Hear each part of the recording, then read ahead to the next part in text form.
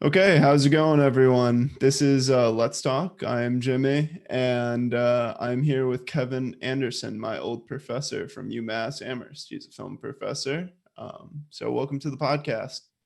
Hey, thanks for having me, James. Good to be here. So, why don't you start off by telling us a little bit about yourself and what you do at UMass?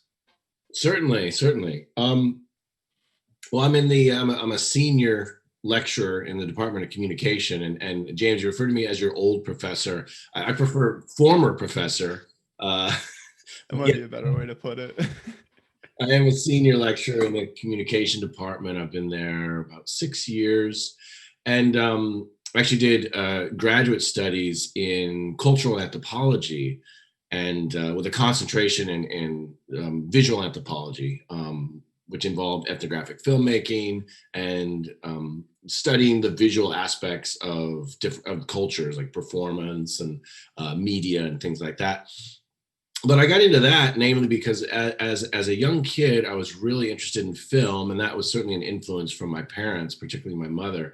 And when I went to college in Washington State, because I grew up, I'm from Seattle. At that time, there was no film studies program at any of the colleges and universities in Washington, and so I started in with theater. I'd done some theater in high school, and so I did the first 2 years at Western Washington University in Bellingham as a theater major. But as much as I like theater, I just didn't fit in. I didn't smoke cigarettes, I didn't wear a beret, and I didn't drink coffee. So the theater crowd and I just didn't really hit it off. And I was fortunate enough to get accepted into Columbia College, Los Angeles. And that's where I had an opportunity to concentrate studying film. What a great place to go to study film, because there I am studying film during the day and then getting gigs doing freelance work on wide variety of productions, independent films, student films, commercials, PSAs, all kinds of stuff. So being in LA, going to school, studying film was ideal for me. But then at some point, I got a little. I was about to go on to do a MFA at Cal Arts. I was accepted into their graduate program, but I felt, I feel pretty well grounded in film as a fine art. So a BFA into an MFA, I thought was maybe, I certainly would have learned more, but I felt it was a little bit redundant for what I wanted to do. And so I decided to take a job at the Portland Educational Network in Portland, Oregon. And that was quite a break from, working in LA to be in the Portland market, much smaller. The kind of equipment I had available was basically VHS camcorders, but it was really great to start working on productions that I really cared about, and I worked Yeah. with like inner city kids, producing educational things on like, gang violence and recycling and, being safe and stuff like that. But I knew that wouldn't be the end all. But while I was there, I met a woman, Martha Balsham. She's a medical anthropologist at Portland State University. And I got to talking to her about my interests, and she said, you should go to graduate school for anthropology, concentration in visual anthropology. So I started looking at programs, got accepted to the University of Massachusetts Amherst anthropology department. And so that's where my film and my anthropology kind of came together, and then bounced around a little, different colleges doing visiting gigs. And then a position opened up back at the university. And so I came back here for that. So, were you part of the film certificate founding at UMass? I wasn't. And I think when I came to UMass, I'm not even sure if there was the certificate at the time. There was film studies, but it might not have been available for graduate students at that time. I'm not sure. But I think the film studies on campus now is much more visible, much more vibrant than it was back then. And I think Barbara Zecchi, who runs it now, is doing a great job getting film studies out there. And really, she's really made a lot of effort to turn it into a major, which Yeah. and it's going to be its own department, but it does mean now you can major in film studies and not. Yeah, I've heard murmurs of there being possibility of master 4+1 year master program. I was hearing that from Bruce Geisler, I believe. Yeah, I am actually on the committee for that, and I know that both Bruce and I are very interested in creating something like that here. So kind of that would probably be a combination between communication and film studies for a It- one master's. okay. So could we go back to the MFA that you were talking about? Want to just explain what a FMA is for those at home that don't really know what it is? Okay, so an MFA is a master's in fine arts, whereas an MA is a master in arts. And arts really considered in the classical sense, you know. Hmm. So that would be doing you've finished your undergrad, some kind of bachelor's, whether it was a BFA or a bachelor's in science or a bachelor's in arts, whatever it is, and then you go on to a graduate program concentrating very specifically in your area, in your craft, in your medium. Mine would be film, but at Cal Arts, the MFA program could be in dance, could be in theater, could be in acting. Could be in graphic design and in filmmaking. So I would have ended that program just concentrating on the cinematography, essentially cinematography studies there. Okay. And so you did make your own film, correct? Yeah, I've made a small number of my own films, and they're basically no budget. But well, I shouldn't say that no budget because I'm often asked to come on board with, say, another academic's project to say, will you make a film of this? Or can you come join us in Italy? So that's how I ended up making my film about Pompeii, as I was there working with an archaeologist and friend of mine, Eric Paler. And he said, I want to bring you along as like our, as our documentarian. And I said, great. So everything was paid for me, you know. Yeah. That's Oh, what I mean. So there was a budget to fly me over there to yeah. meals and a hotel, but it's not like I was working with like, oh, okay, now I'll bring over my crew of five and get great Yeah. shots of ancient Pompeii. Nothing like that. It's interesting because I find that that's where most of early gigs for people starting off in film and maybe even media marketing kind of start is just like through friends of friends. You're just helping them out make something. You start to make like a portfolio and then you get known a little bit. Yeah, yeah. I think it's really important for anybody like in college or even in high school who's interested in possibly making films as a living. Do just that. Start making films. They can be 2 minutes long. They could be 30 seconds long. They could be 5 minutes, whatever. Documentary, experimental, narrative, and just say yes. When your friends say, hey, can you help on this? Just say yes. I mean, that's what I did in LA. That's what all my friends and I did in LA. It's like anytime somebody needed crew, you just said yes, because you knew when you needed crew, those people would also say yes to you. And you can spread yourself a little thin that way, doing a lot, Definitely. and the money might not be that great, or there's no money. Maybe it's just bagels and coffee. But getting that experience is key. And I remember when I was in high school, I read a book by Stanley Kubrick, or about Stanley Kubrick, where he said, you don't need to go to film school.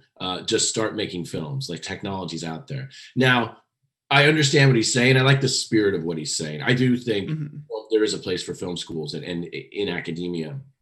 But I think the spirit of what he's saying is, look, the technology is out there.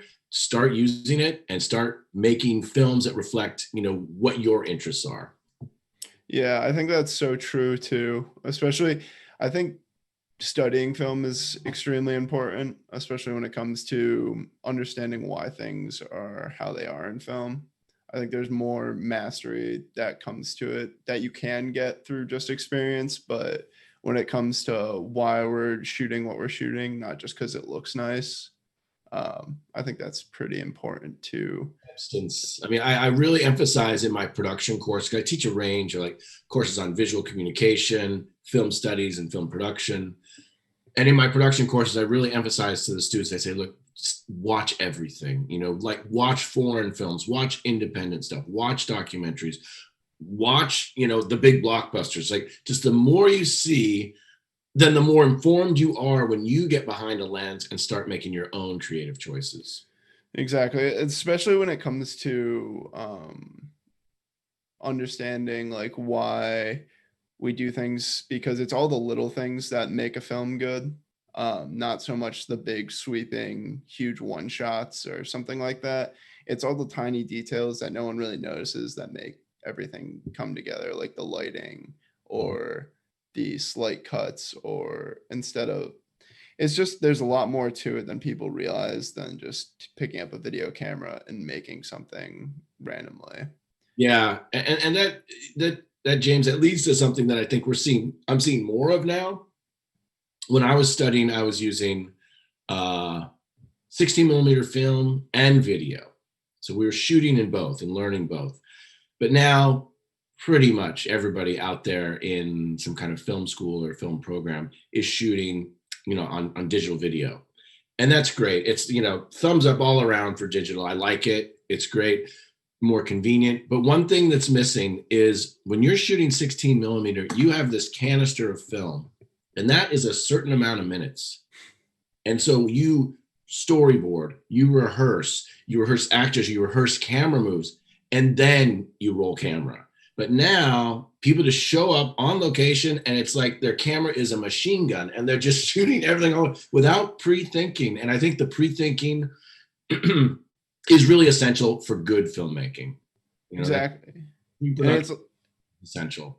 Yeah, it's exactly what makes it too, because there's a big trend actually going on where people are only bringing out like memory sticks that only have like 10 gigs of memory rather than 128, because there's famous photographers that are doing that. I don't know if you've ever heard of Peter McKinnon. He's a very big inspiration on YouTube.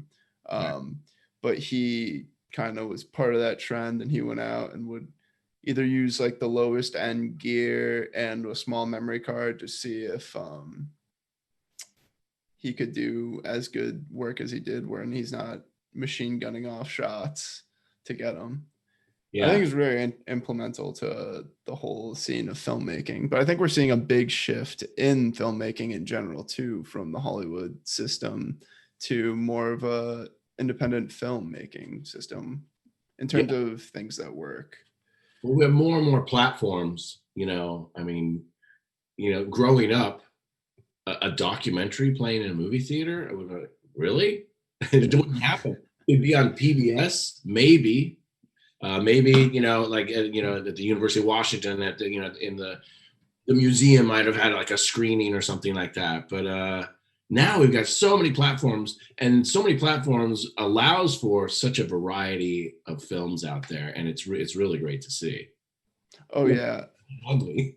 Yeah. But I'm a big believer in variety. Do you think that almost over inflation of the market makes it difficult to get a film out in the spotlight, or do you think that's why I think the Hollywood system is somewhat failing now in terms of being what's it called, successful?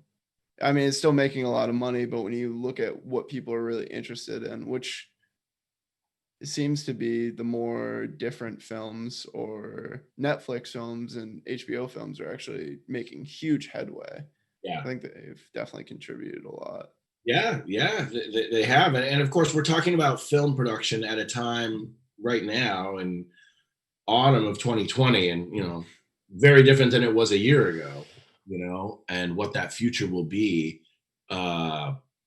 with a pandemic and making film. But I know that, steps are underway to get productions back up and running in Los Angeles. But I think what something like this has shown is like, well, and I like LA. I like, Hollywood films. But what is happening is showing us that we don't just need Hollywood to be giving us the big entertainment. I mean, there's really great success, with Netflix, HBO, Hulu, and we're seeing more and more, like, even in my film studies classes, I talk about shows like, The Handmaid's Tale and Game of Thrones. I mean, because they're very movie-like in terms of how they're structured, and the kind of budgets going into them. But the kind of standalone 120-minute blockbuster film in a theater, I don't know what kind of future that has.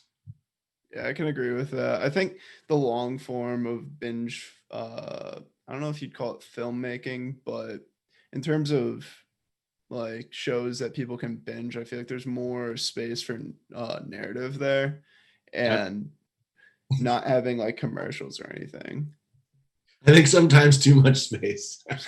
That is true. I there was a big uproar about the ending of Game of Thrones, which I'm actually watching right now to study for a film for a script I'm working on to kind of study how that structure is. I think that structure plays a huge part with the complexity of it too, why it was so successful.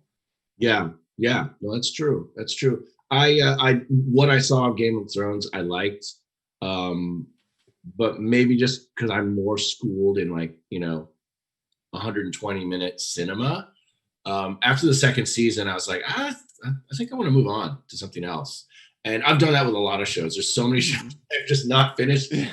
Me, they were just going on too long. Um, the original British TV show of The Office, 2 seasons, done. Perfect.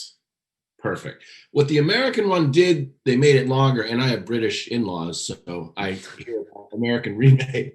None of them like it, even though it is good. But the difference there is that they really explored some of the peripheral characters a lot more that the original British series didn't.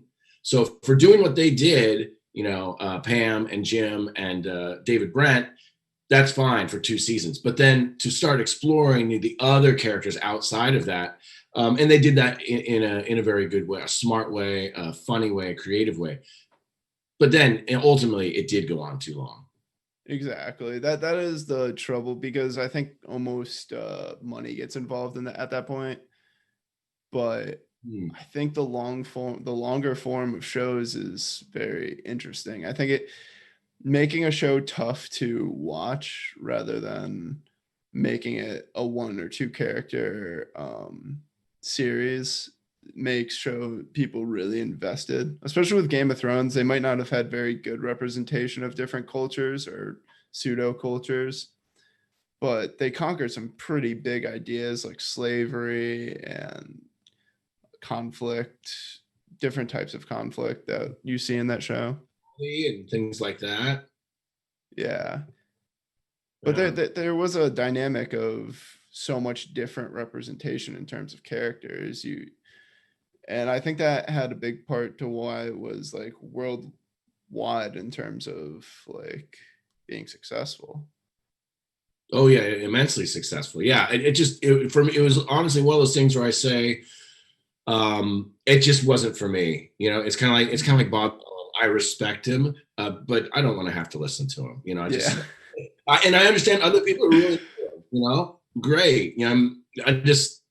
It wasn't doing it for me. Yeah, understandably. What was your thought on Black Mirror? I was a big fan of Black Mirror personally. I thought Yeah, because that it's kind of like it's a non-serial TV show, and so each episode is its own standalone thing. I love Black Mirror. I think it's some of the most interesting ideas are being grappled with in a lot of those episodes, and there's a range, of course, of episodes in terms of depth and quality and stuff like that. But and intellectual stimulation and its ability to provoke thought and reflect back on these black mirrors that we all carry with us and that you and I are staring into right now. yeah. So I think yeah, Black Mirror is fantastic, and I do think that Netflix, when it moved from, I believe, BBC to Netflix, I felt that was a rather smooth transition. And when they were doing that, I was like, oh gosh, here we go. Here we go. Now we're going to get the McDonald's version of, Black Mirror. No, I think it's still very consistent. So they're doing a good job. I'm not sure what if they have different directors on it or Oh, I yeah. believe it. Yeah. It's very well done. Oh, yeah. And when I say quality, I mean, it's always well done. I guess more its ability to like really cause us to do a bit of self-reflection and think about our relationship with modern technology and how it is affecting society, changing society, and I mean those are really really important questions to be out there in a form of popular media. I think it's great, and I teach a course called Possible Futures, and we watch a couple Black Mirror episodes in that, and for the students who had never seen Black Mirror, they kind of don't Like like step back. Yeah. like me for a little bit because it's like, wow, this show really is making me think differently about my relationship to technology. Yes, that's a good thing, but it's an uncomfortable thing. Oh yeah. And yeah, our discussion when we discuss the Black Mirror episodes is always pretty vibrant. So it's good. What was the other film or maybe it was a show? I think it was a film that we watched in that about a growing human. But it's such a great film because on its surface, it's called Never Let Me Go. And on its surface, it just looks kind of like an English country drama, uh, perhaps love triangle, and it is that, and so much more. Yeah, about like the nature of humanity. Uh, what does it mean to have a soul? This kind of creating this quasi slave class. They're actually treated well. And I thought it was so interesting in our discussion of that film, where one of the students said, I think treating them well is the immoral thing to do because essentially they are just like cattle to the real humans. And so to treat them nicely and give them hope that maybe their body parts and their body organs won't be, salvaged to save human lives is immoral. I thought, I don't know if I entirely agree with that perspective, but that when she said that, I was like, wow, that really makes me sit back and think, because going into that, you kind of think, well, at least they are treating them in a humane way, but ultimately they're not treating them in a humane way, No. giving them the spark of hope of something that'll never happen. So Right? for those viewers that don't know, Never Let Me Go, it's a film where it's going off the premise that we can make test tube babies, and instead of letting them be free and be humans, we're using them as organ farms for people that have failing livers or failing lungs. They kill them and harvest their organs, and so life is more sustainable for regular humans. And I forget the word they use in their first, maybe they call it their first offering. And so they talk and they're like, the first offering usually what doesn't kill one of these artificial humans, but after to live after their third offering is very rare. And so they know they're going to die, and they know they're going to die young. Brutal.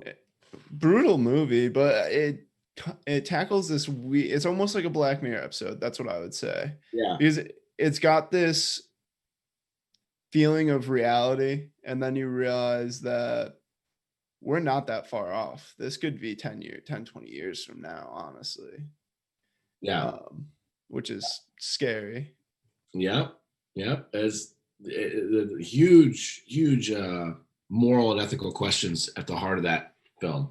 That it came from a novel of the Japanese English author Kasujiro. I forget his last name, but yeah, really interesting, thought-provoking stuff. Well, I'm glad you like that class. You remember some of the films.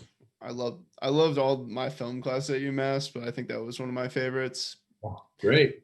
Partly because we watched Black Mirror. I'm impartial to Black Mirror. That's one of my favorite series of all time.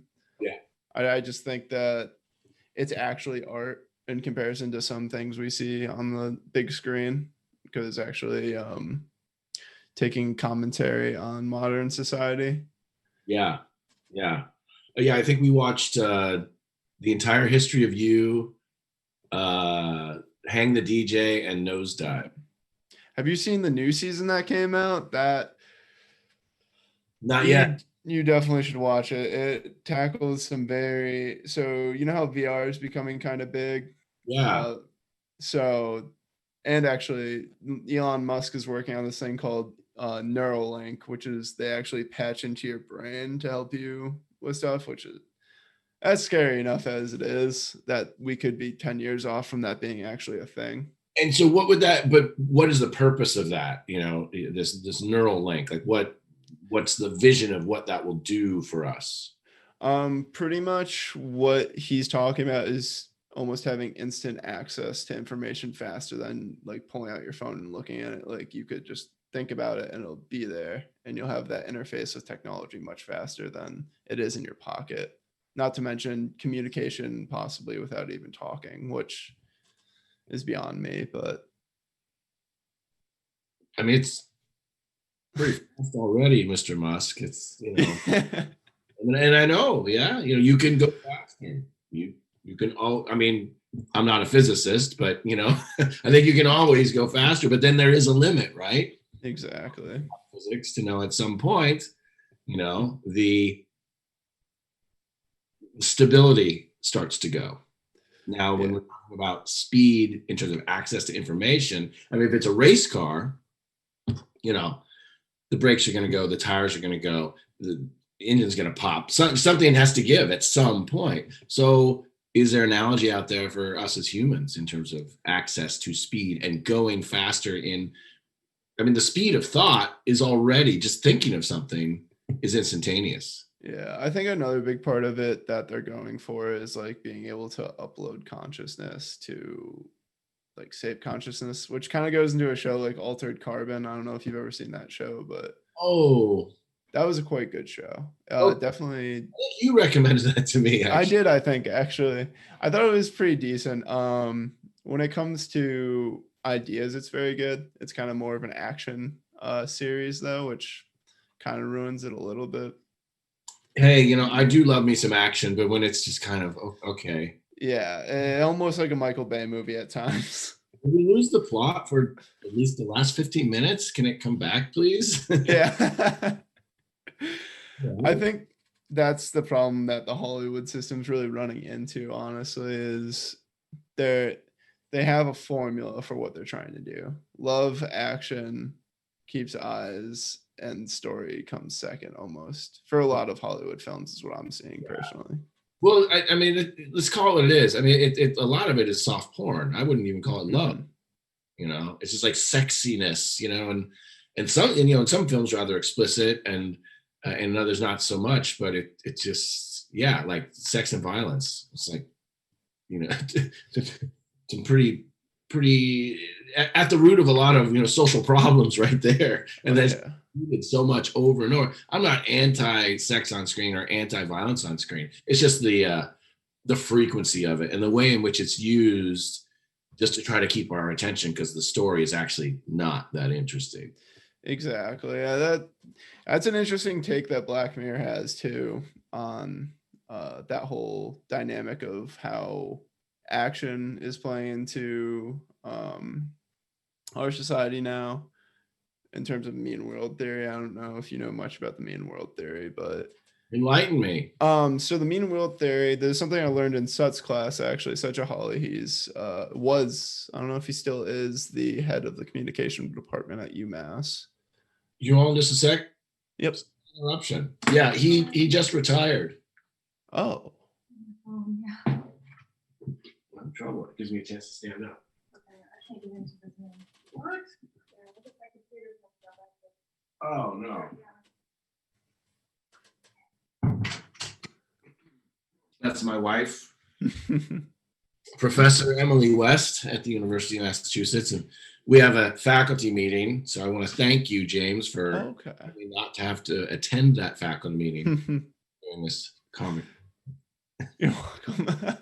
But she'll attend. She'll attend and inform me. Perfect.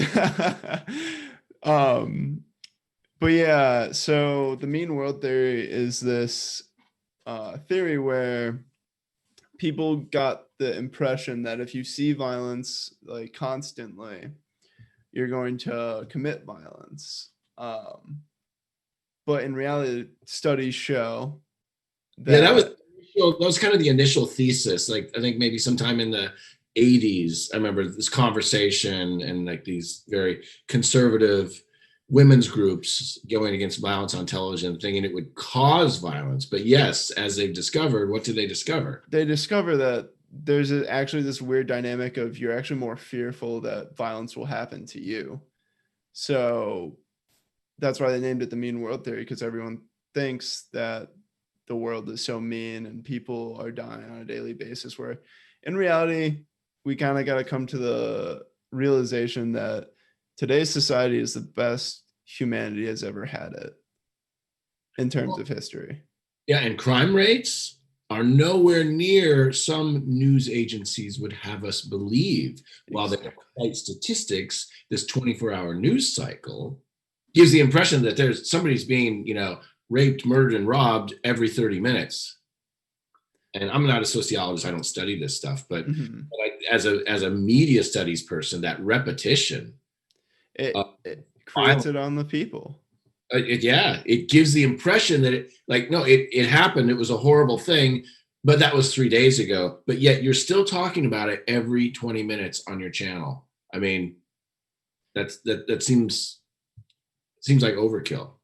Yeah, that I feel like we've almost seen the death of actual journalism. I think back in the 60s, 70s, we had better journalism, even though it was probably still skewed like it was before, but we're Yeah. not as much as it is now. Yeah, historically, newspapers, they had their angle. They were for this party, or these causes, and they weren't hiding behind anything. It's like, no, this is what we report on. We report on it from a certain angle. And then things got a little bit more, but not even handed entirely. A little bit more Exactly. even-handed and impartial. But yeah, you cannot report without bias. Exactly. But now it's almost a cycle of we're not even hearing facts anymore. So we have to commit to things like media literacy, which Yeah. for those that don't know what media literacy is, it's where you have to go and find the facts yourself. You can't take any one view at face value, which is a problem 90% of our country has. That's Right. why we see this, like, we think we're so polarized, but we really aren't. Yeah, yeah.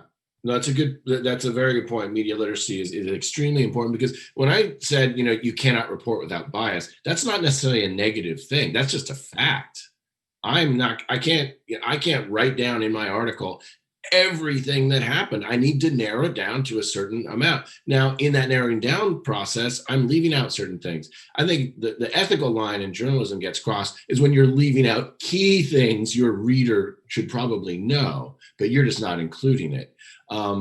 So I think that's where what you bring up, media literacy, is super important to understand that, yeah, everyone has their perspective. Reporters and news agencies try to have a rather impartial perspective, but the way things are going now, I really find the 24-hour news cycle to be a real problem for this, because young people in particular just kind of get so skeptical of any news that's out there. Like, Exactly. really, wildfires in California? I don't know. I don't see them. I'm not there. I don't know anybody out there. I mean, maybe, but maybe not. And it's like, oh, come on, come on. Yeah, there's a certain point where you have to be like, okay, this is actually happening.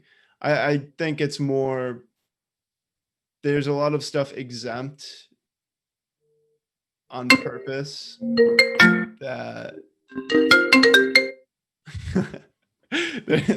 there's a lot more things exempt on purpose now that we're finding, Yeah. uh, that is leading to the extreme bias from news networks, from CNN to Oh, Fox News. It's from both sides, and I don't think anyone can dispute that, honestly. no, no, absolutely not. I mean, I do agree with that. I kind of see Fox and MSNBC as more like, Mhm. polar opposites in terms, but but like twins. Oh, yeah, I understand exactly what you mean. Because they speak very similarly. I do see CNN a little bit more central, but still just so biased. And Trump walking down that ramp. I mean, that was repeated over and over. It's like, come on, you are a news agency. Talk about what's new. It was new when it happened. And now there's a lot going on in terms of social justice, class inequality, environmental pollution. Like, there's stories out there on that stuff. Are you going to cover that? No, because your corporate sponsors wouldn't be too happy. Exactly. And that's a huge problem with what we have going on. I think our education system hasn't caught up to the modern climate. We're still living in the 1950s when it comes to education. No offense to our colleges, that has nothing to do with our colleges, but I'm talking like elementary through 12, like all your GED stuff. Like, we need to be teaching like media literacy in school because that's the modern climate. I Yeah. think 20 years from now, people are going to be looking back and they're going to be like, these people were ridiculous for not teaching anything to do with electronic Yeah. communication, because it's such a big factor in our life today. Yeah. Yeah. Well, you're absolutely right. I think there needs to be a lot more of that. And, also this critical awareness is really, really important. And that goes back to what you're saying about media literacy, but also I think like technology literacy, not just, oh, I know how to use this thing, but be aware of the variety of ways in which pieces of technology can be used, for better or for worse. So that young people aren't just entering the job market and inventing things that are essentially only going to be used for, like, selling more chicken McNuggets. It just, Yeah, we need to be aware of the technology we create and how it has impact on society. exactly. I think that also, I'm not an expert on any of this, so what I'm saying, take with a grain of salt, but I'm just trying to have a conversation here. So, but when it comes to social media, I don't think it's going to last, because it's literally just a marketing platform. When it comes to our children in 20 or 30 years, they might be saying stuff like, we know what happened to you guys. You guys weren't, we didn't understand the power and how much it's taking away from our lives. We're not appreciating the outdoors as much, which is why we're letting climate change just ransack our environment. But Yeah, yeah. It's yeah, engaged with them. I mean, oh, by the way, I showed your film yesterday to the experimental film class, Overthinker. thank you. They, Appreciate that. they, They liked it? for those of you out there who are listening, James made a film for my experimental film class a year ago, called it The Overthinker, and it has so much, even more meaning now. I think it's a great film, and try to track down James's film. It's really good. Thank you. I appreciate that.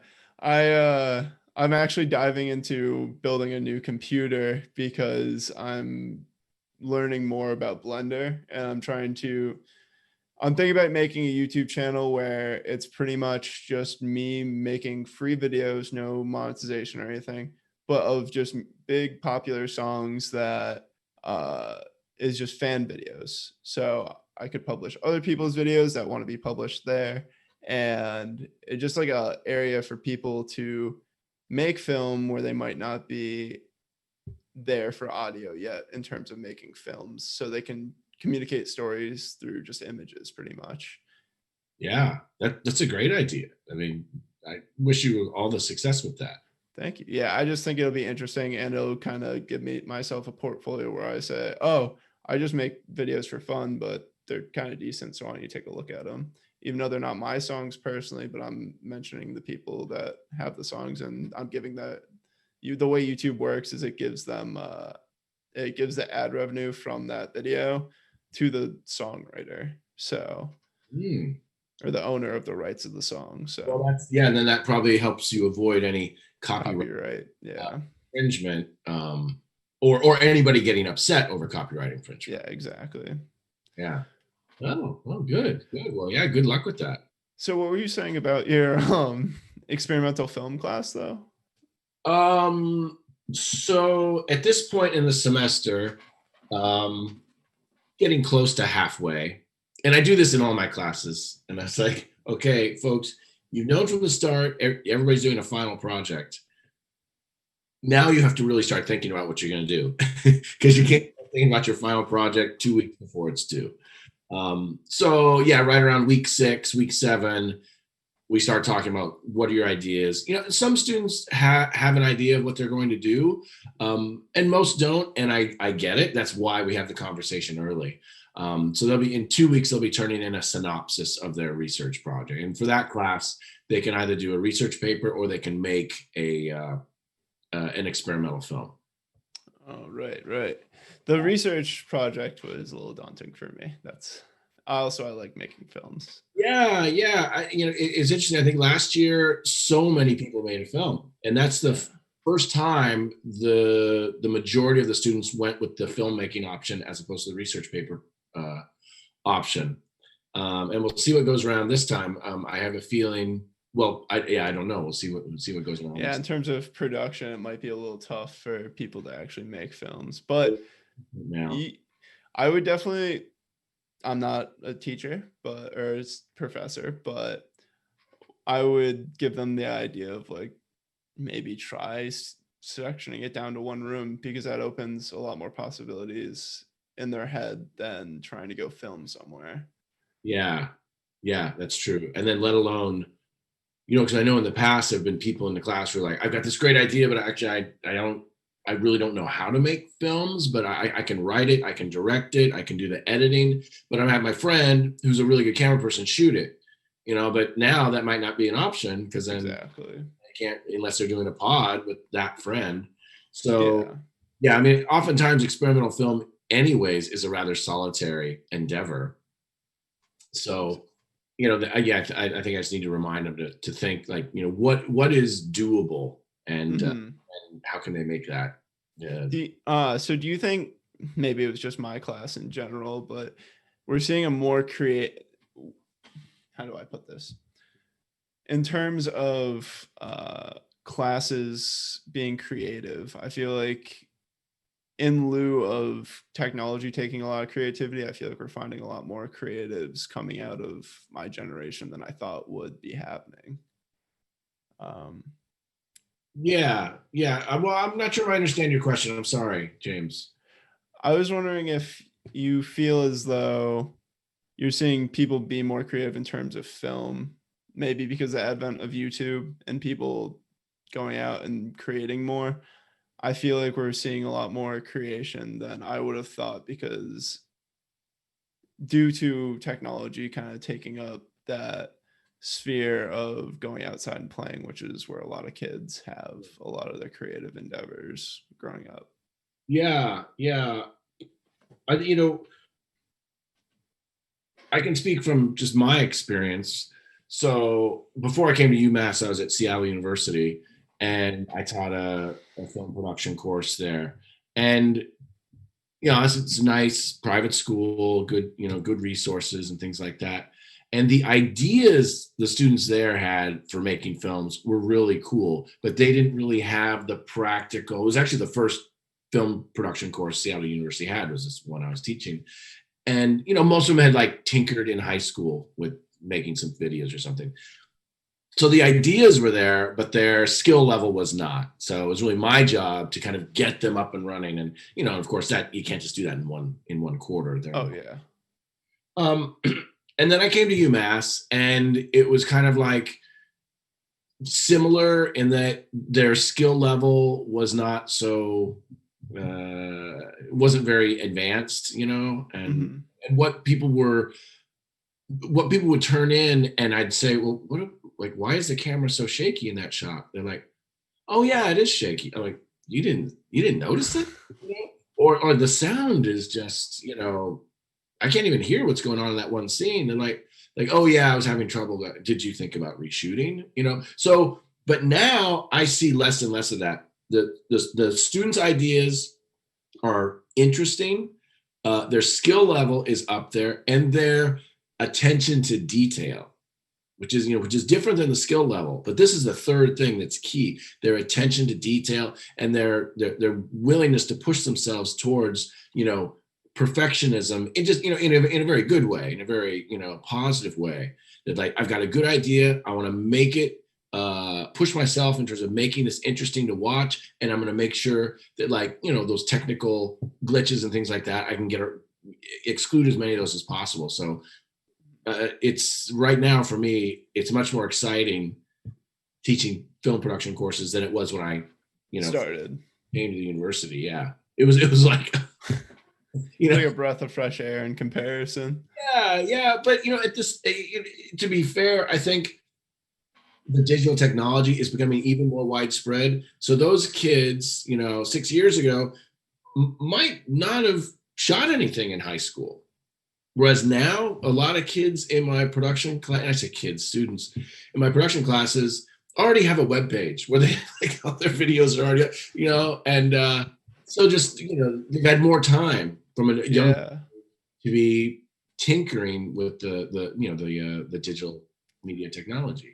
I think that's a gleam of hope too, is the availability. I mean, you can make a film with this. Like, it's a phone. And the biggest thing for me, I think, was realizing that, for one, you're gonna start off bad. You have to start somewhere. What you make in the beginning, it's don't worry if it's gonna be bad. Just make it the best you can and worry about the story. Because Yeah. everything else will come. Everything Yes. else will come. The ideas are, yeah, yes. All good films start from an idea, definitely. Exactly. And one thing I try to get the students to understand is, they'll say, oh, like they might have started shooting the film with one of the cameras that we have, and then the next time they go back to borrow one of the cameras, that camera's not available, and maybe it's like the DSLR or something, and they'll say, oh, well, I didn't want to mix formats. I'm like, I don't care. I don't. You could shoot this on high 8. I don't care. The idea and how you're using that camera. I mean, I do care about picture quality if I can't Oh see yeah. what's there, but our students are not shooting on 4K. So what? Doesn't If they're matter. good, they will get the opportunity later in graduate school or in the professional world to learn and shoot 4K. It's the ideas and their approach. I mean, even stuff shot on an iPhone can be shot in an interesting way. There's that whole film that was made through an Yeah. iPhone. Well, I think part of my job is to get the students over this. So it's like, oh, well, this camera's not as good as that camera. I'm like, well, how good are you? That's what I'm Exactly. interested in. I think we have to, that's part of teaching people that this is just a consumeristic view. When you really get down to it, it's just people selling cameras. That's also why we're seeing the memory card stuff is more in terms of limiting yourself so you narrow everything down perfectly. But Yeah. when it comes to limiting yourself, we see these big filmmakers that usually use Red Dragon, hydrogen filter sensors or whatever cameras, and they're going back to a Canon T6 just to say, I can make something awesome with this piece of somewhat junk Yeah. camera. Yeah. And you can too. You just have to go out and do it, and just realizing that fact that you're going to be bad when you start. You have to start somewhere. That's, I think, the biggest vice people fall into is, I don't have the equipment and I'm not going to be able to produce what I want to. Yeah. Yeah. But you are. It just takes time. Yeah. It's, most film out there, there's, and you took my experimental film class, but most film out there is you're telling a story.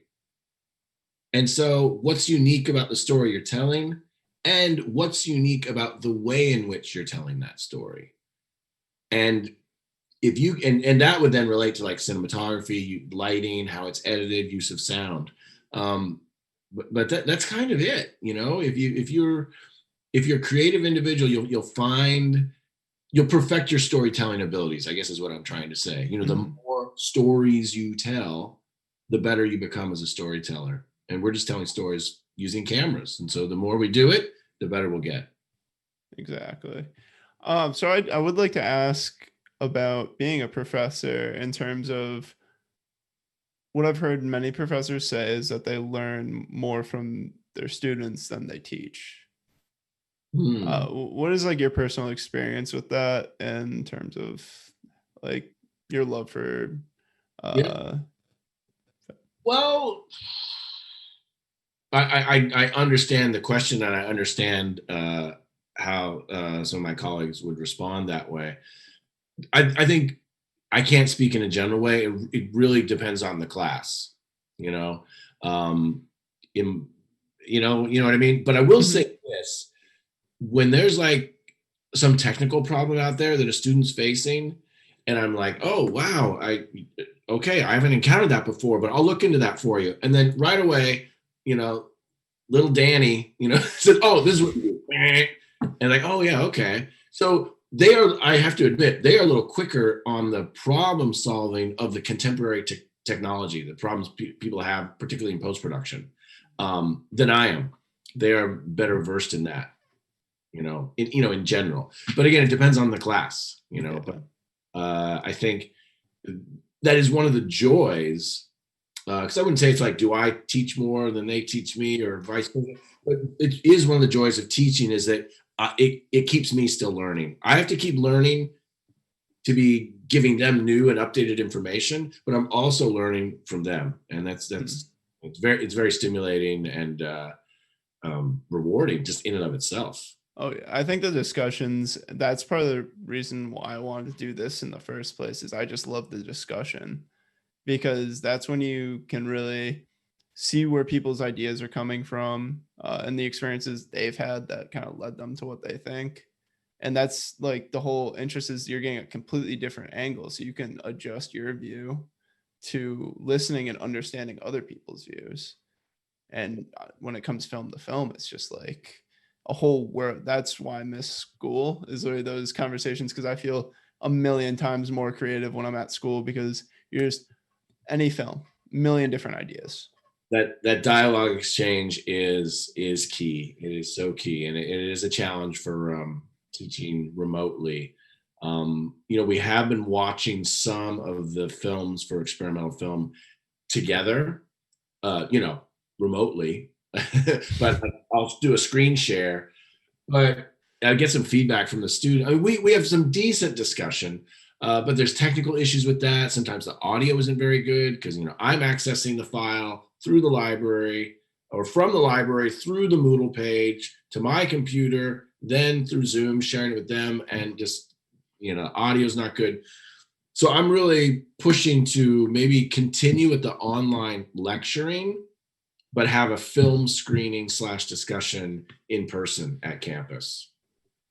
That would be helpful. Yeah, it's too late for this semester, but I'm hoping that next semester that they can essentially have the information, and then we can watch the film together in the same space and have a distanced discussion. Yeah, I'm actually working at Amherst College right now, and it's interesting. They're doing a lot of classes outside, but that is becoming a problem now. But if you have people on campus, like if you make it a required on campus class, it would be interesting to see how, for one, they'd have to bring back some jobs, in terms they just laid off 800 people, which is kind of tough. But Wow. the way they, or not just, it was a few weeks ago, but the way Amherst College is handling it is you have to stay on campus, and I think we've only had 2 cases of COVID, and we get tested twice a week. So I think there's definitely hurdles in which universities could make that happen, but Yeah. then Well, it comes down to funding. it's doubly challenging teaching, film studies in New England in the winter. It's just like you Yeah, can't do that outside. no, I got a bunch of buds over on the West Coast, and they're outside all the time, and they can do that year round. But it is limiting here. But I am hoping that if we get, I don't, I couldn't make it a requirement for the course, but just say, look, this film will be available online, but I'm also holding a film screening on mm, Fridays. And I tend to think people are going to go for the film screening because people yeah, want to get out of their house, they want to see other people, they want to have these discussions, and then ultimately the whole reason I want to do it is just how can we really appreciate cinematography and lighting and sound on such a small screen? And most people don't even have external speakers for their computers, so exactly. that would be key. Hey James, I don't want to cut this too short, but I probably just have a couple more minutes if there was anything Okay. to get into, and I've really been enjoying this. It's Oh great. yeah, I'm having a great time. I think we kind of covered most of what I talked about, just in terms of you and what you do. And I just want to talk to interesting people. I think you're a really interesting person. So, Well, it's but in kind of, turn, this has been an interesting conversation for me, for sure. oh yeah, I mean, we've been far and to and far all over the place, but hey, that's what it's all about. Yeah. Uh, did you have any interesting experiences when you were filming the films you did make? Wow. I mean, yeah, definitely. One of the first films I worked on after I'd left. No, I was still in LA, but so when I was going to school in LA, I'd drive back up to Seattle for the summer, and I got a job with a production company, and they sent me to Alaska, and there I was filming, an activity, and then just all of a sudden a bunch of black bears showed up. And fortunately, I was near the town dump. Well, unfortunately and fortunately, they were going to the town dump, basically. So they weren't interested in me at all. And black bears basically don't attack humans, so they don't see us as a meal. But all the same, being, like 20 years old on my own in Alaska with this clunky 60 millimeter stuff, and just these 3 or 4 bears just come walking by. That was really interesting. Filming in India, a challenge on every street corner. I was in Varanasi, which is a fantastic city, but very, very stimulating. And there's a number of interesting challenges. I think just getting enculturated enough to be able to do the work I want to do while I was there. And then I think lastly, I was crossing a river in Ethiopia on a film production shoot. And then we hit some rapids, and things got a little scary. And, I pride myself as a pretty good swimmer, but at the same time, I didn't want to be overturned in a boat in a river that I, don't even remember the name of. So yeah, I mean, I sometimes refer to the films I make as non-scripted, as opposed to documentary, just because I have an idea for a film, I have an idea where I need to go and what I want to look for and who I want to talk to, but I don't know what's going to happen. I don't have control over what's going to happen, and so I feel that to me is very like I love Alex Gibney's stuff. Mm-hmm. Fantastic, but that's more documentary. He knows what he wants, and he's pretty much controlling 80% of what we see in the film. He can't control what people say, but he's, and I love his films. But I'm more of that school of, like, say, Jean Rouch and John Marshall and David McDougall and I forget, it's from North Carolina. I'll remember his name in a sec. Where you go out with the camera with an idea in your head, and you discover via the camera. And I think that's really exciting. I love that kind of filmmaking. Yeah, I was going to say, it must have this kind of essence to it. It sounds like you've been all over the world for it. I think that's one of the draws for me, is kind of travel also, along with doing something you love. But from Italy to India to, where was it you said you were in Africa? I've been to Ethiopia. Nigeria for another. Yeah, it's been, and then I went to Tijuana, Mexico to film a Circle Jerks concert, so, just bring it on. What do you got? And I'll let you know if I'm interested. That's awesome. Well, yeah, it's definitely been a pleasure talking to you. Hopefully I can have you on again sometime. I'm always looking for people to talk to, and I'm sure we could come up with a few things to talk about on the podcast. So yeah, absolutely, James. You just you say the word, and yeah, I'm ready to chat. Do you have anything going on that people can look out for? I don't know, other than your class, or is it kind of mainly just tackling that challenge right now? Tackling that challenge right now. I was in, kind of the research and development phase for a new project that maybe now things are opening up a little, but then again, winter's coming. But I was hoping to be shooting that by this coming summer, and we'll see. Little Game of Thrones reference there. Winter's coming.